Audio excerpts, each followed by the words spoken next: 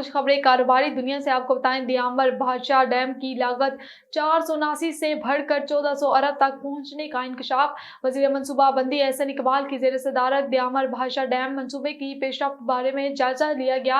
इस मौका पर गुफ्तगू करते हुए वजीर मनसूबाबंदी एहसन इकबाल का कहना था कि दियामर भाषा डैम पाकिस्तान की आबी और खुराक की सिक्योरिटी के लिए अहम मनसूबा है। 2018 तक दियामर भाषा डैम की तामीरी लागत का तखमीना 479 अरब रुपए था। 2018 तक जमीन की खरीदारी पर 120 अरब रुपए खर्च किए जा चुके थे।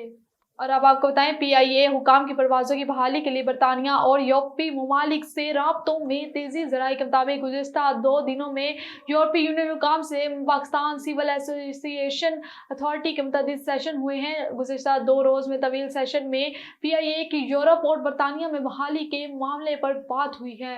CAA हुकाम ने यूरोपीय यूनियन को दरख्वास्त की कि पाकिस्तान सिविल एविएशन ने यूरोप और बरतानिया की तरफ से तमाम दिए गए दाव मुकम्मल कर लिए। अब पाकिस्तान एयरलाइंस को फौरी बहाल की इजाजत दी जाएगी।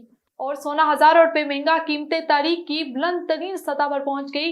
बैनुल-अक़वामी मार्केट में आज सोने की फी औंस कीमत में $51 का इजाफा रिकॉर्ड किया गया, जिसके बायस सोना $2566 की बुलंद तरीन सतह पर पहुंच गया। पाकिस्तान में फी तोला सोने की कीमत में 2900 रुपये और फी 10 ग्राम सोने की कीमत में 2486 रुपये का इजाफा रिकॉर्ड किया गया।